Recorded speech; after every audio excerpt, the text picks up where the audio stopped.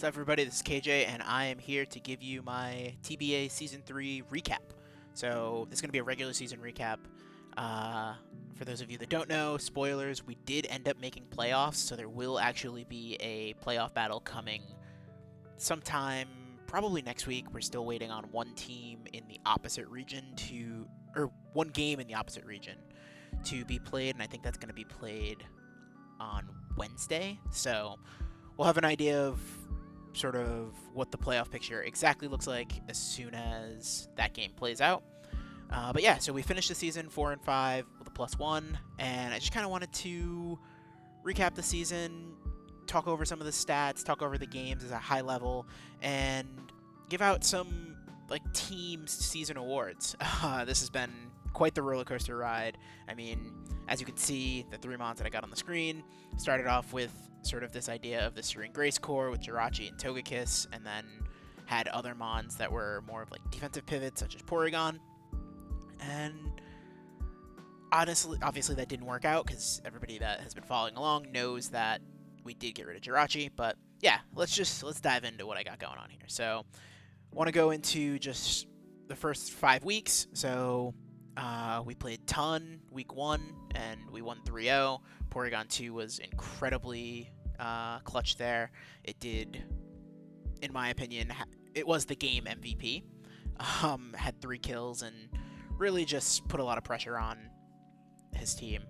And then in week 2, we lost to Bubba by a score of 0-1 or 1-0, whatever you want to say. And Mega Medicham just put way too much pressure on the team. The crit on Jirachi was big. We also crit the Medicham, but the crit on Jirachi was big because that pretty much took out that answer. And I also misplayed, or I guess I can't really call it a misplay, but that was the game that I expected or over-predicted. I expected him to have a Psychic move for the Heracross, and he didn't. And had I went into Heracross and not sacked the Porygon and the Crook, then we would have won that game. But what's in the past is in the past. Doesn't matter. Then week 3, we played Brendan, and this was a game that it got delayed a bit, and I just wasn't really in a great mindset, and I just made some really silly mistakes, did some really stupid things, and Zero Aura kind of just bodied my team, and I think I was sort of in my own head about that from the beginning, just because in mocks, Zero Aura obliterated me, whether it was physical, special. It just was not a good matchup. So that was week 3, and then we go into week 4, and we originally thought we were going to be playing Inu, who was 0-3 at the time, and then he ends up taking a leave from the league and gets replaced by Finky Finkerton, who's a very good coach. He went 4-2 over the course of his time as a replacement, and one of those 4 wins was against us. So I think the MVP of that game was his Nihilego.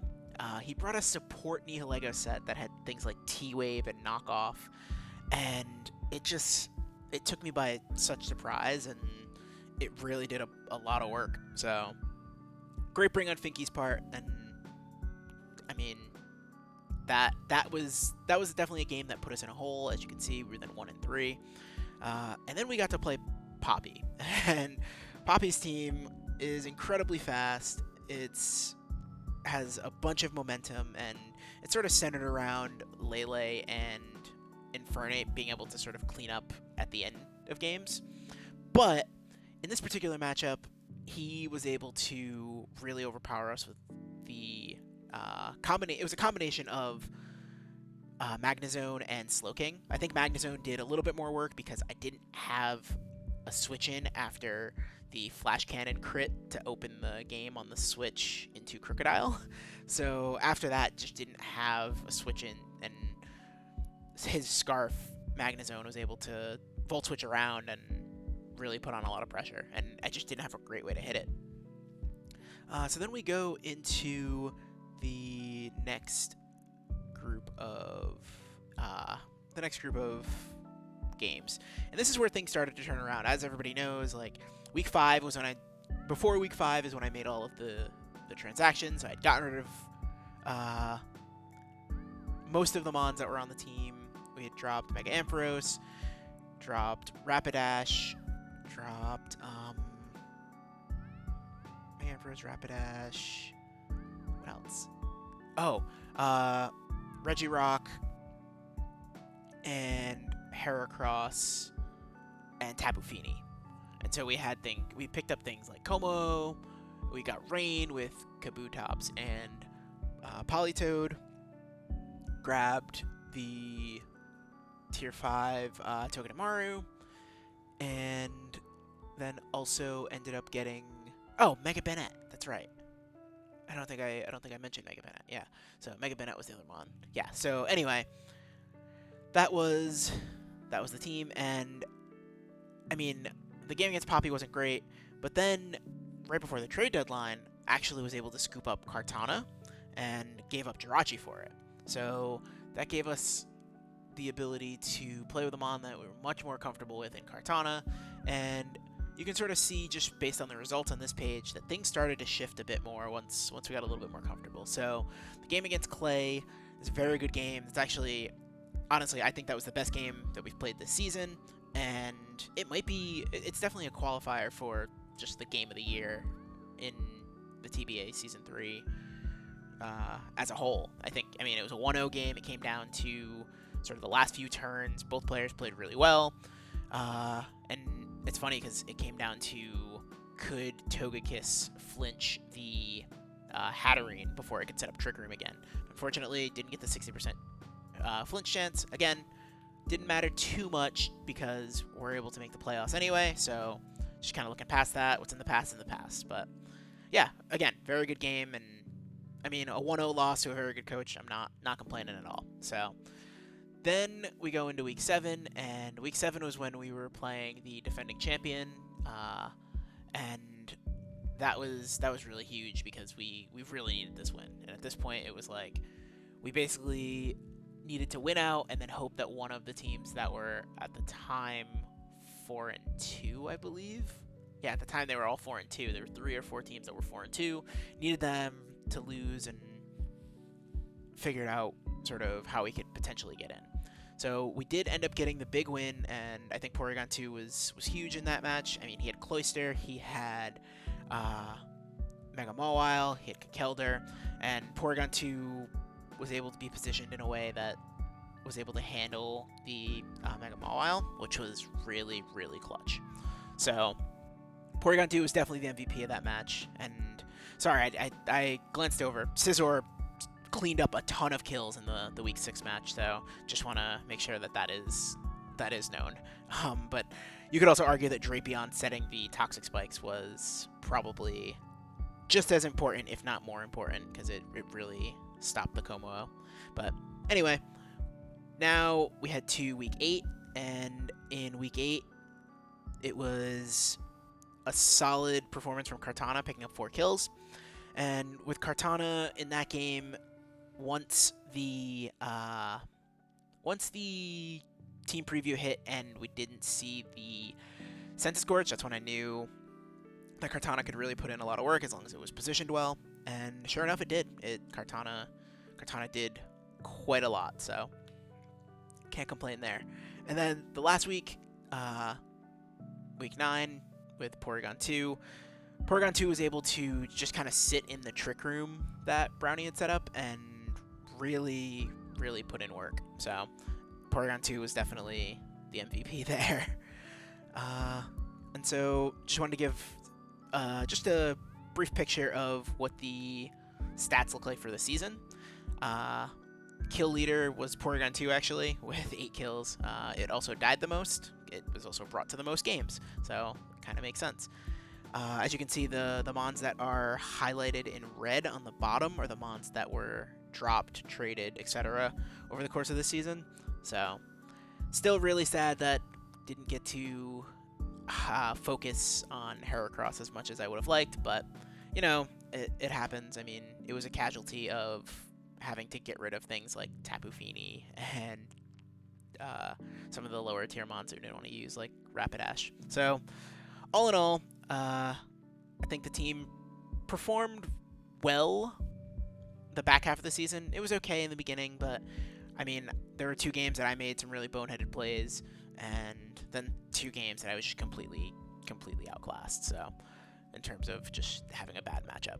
So yeah, it is really interesting to highlight that Kartana did come on for 3 games and get 7 kills, so that's always good. And yeah, I think all in all, there wasn't too much of, like, the kills were spread around for the most part. Like, the kills and deaths were spread around. Things were pretty equally distributed.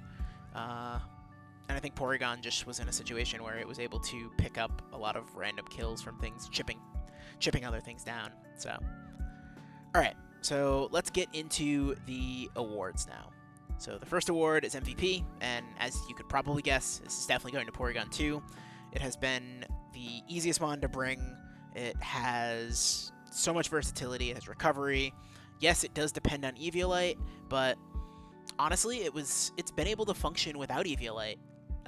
Because, I mean, typically people are bringing knockoff to get rid of the Eviolite. So, yeah, I think all in all, Porygon 2 has definitely been the best and most consistent mon on my team. You can make the argument that a mon that is dependent on an item probably shouldn't be in Tier 2, but I think Porygon has definitely, for me specifically, proven its value as a solid Tier 2 mon. I mean, the calcs are just incredible. Like, it lives so many things. There are so many times where I just brought it to check a team either physically or specially, and I mean, for the most part, it did pretty well. The games that the one game that I can remember that it was really difficult, and I kind of just had to use it as a sack, was against Poppy, because he toxiced it early, and that definitely hurt. But yeah, no, Porygon's been great. It's been able, it's one of those mons where it was very easy to just kind of lead it a few times. So yeah, I mean, it can be offensive, it can be defensive, it can be supportive. It gets things like Thunder Wave. Won't get into too much of the specifics just because I want to make sure that we keep some of the heat for playoffs. But yeah, Porygon's definitely been the MVP here. So now let's go to the offensive Pokemon of the season, and this is actually, I imagine, not too much of a surprise. Kartana. This thing is incredibly powerful. Even in 3 games, it was the second in the team in kills and first in differential. I do want to give a shout out to Togekiss on here too, because outside of Togekiss, outside of Kartana, I think Togekiss has been the best offensive presence on the team. Just being able to use its vast array of coverage to be able to hit various different things, and it's also it's a great Scarfer, and it even put in work using Life Orb in the game against Bobby in Week 7. So I think overall Kartana definitely was sort of the offensive Pokemon of the season, especially the fact that it kind of carried in a few of the wins late season. But I do want to make sure that Togekiss gets some love too. Alright, so we've got now the defensive Pokemon of the season, and again, no surprise, Porygon 2. It's just so bulky with Eviolite, and it's able to live so many things that it shouldn't. Like, it was I think I EV'd it to live Adamant Banded close combat from Infernape. So, yeah, I mean, being able to EV it to live something like that is just absolutely insane. And then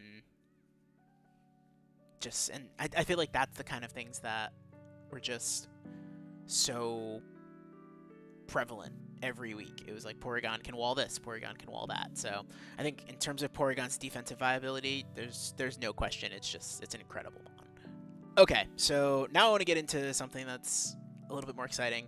We got the Heat set of the season. So this definitely Kabutops. Did not get to use this, but this Kabutops was a weakness policy Kabutops, and the idea was that we could endure on, this was brought in Week 8, so the idea was we can endure on Mega Lopunny or on the Excadrill, and then we would be able to proc the weakness policy, and then we either outspeed the Lopunny and can OHKO it, or we can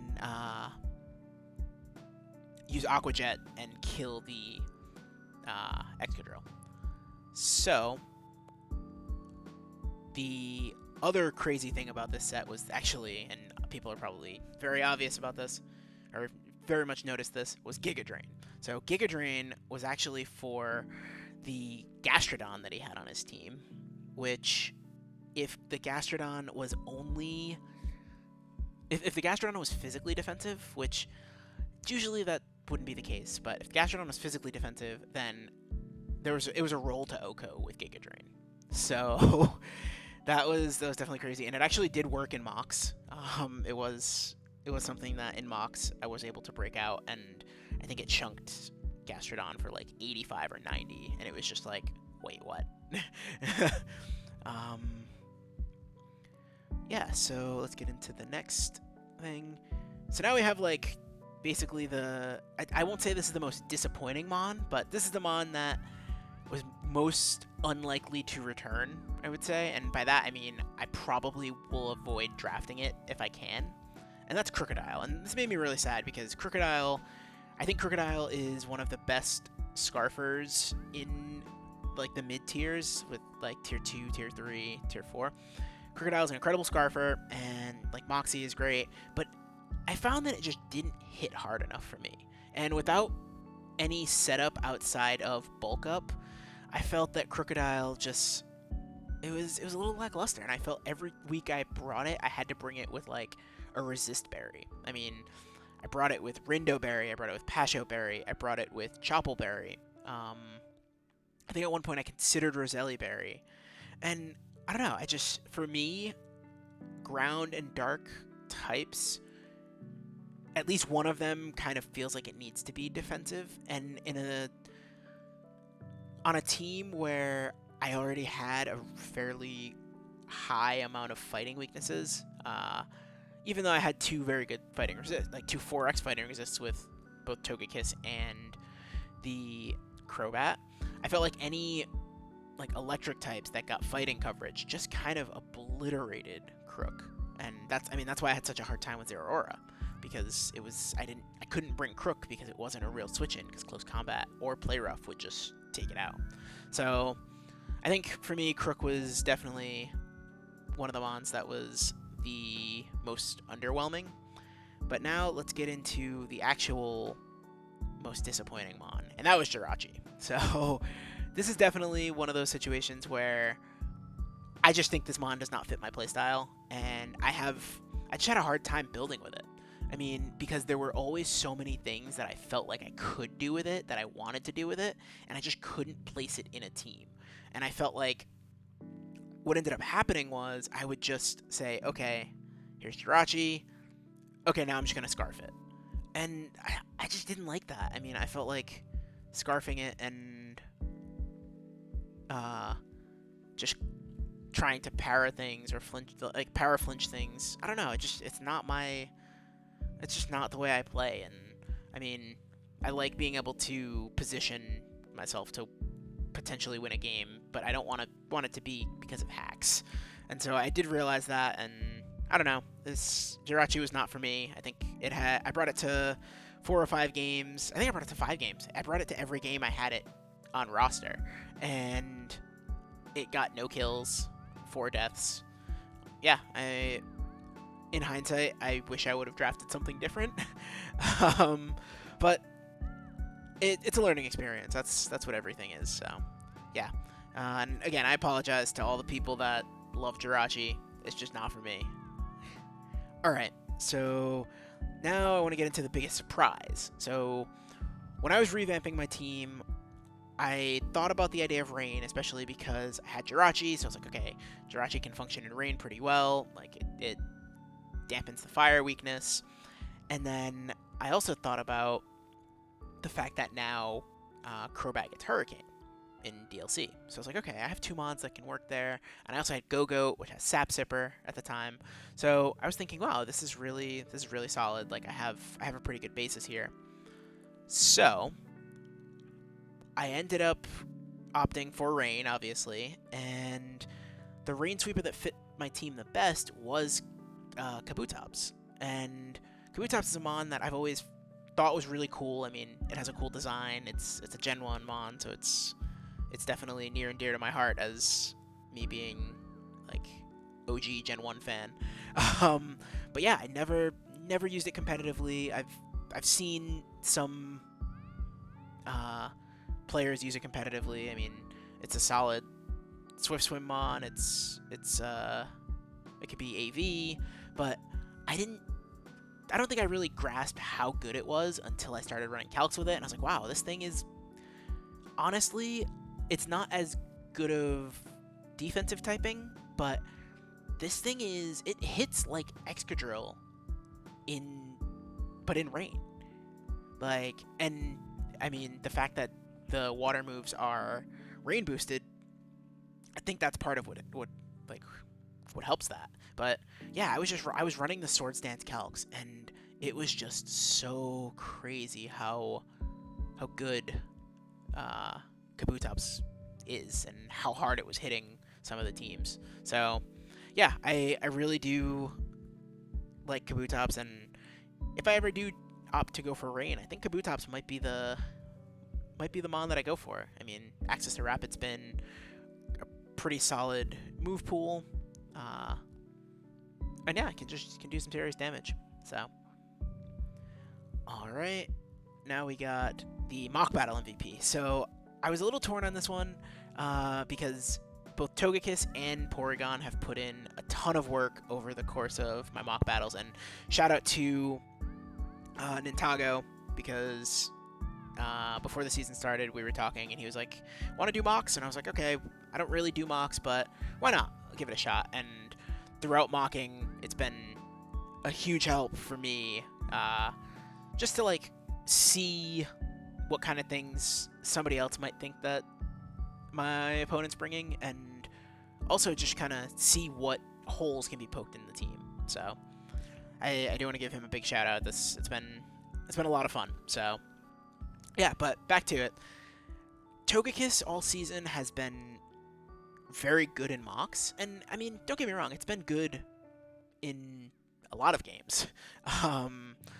But I think it's been better in mocks, and it's even, I mean, I've gotten more flinches in mocks than I have in actual battles, but we won't talk about that. I've basically turned into a meme because everybody's like, oh, this mon that I have gets more flinches than KJ's Jirachi and Togekiss combined, and I mean, they're not wrong, but I think I've missed more air slashes in actual games, in actual draft games that matter, than I have gotten flinches, but it is what it is. But yeah, Togekiss has been very good in mocks. Porygon 2 has also been very good in mocks, but I think Togekiss just kind of edges it out a little bit, so yeah. Alright, so that is my sort of season recap. We do, again, have the playoff match sometime next week. I encourage everybody to check that out. Check out the rest of my TBA content. I'm still recording for ISL, so check out my ISL content.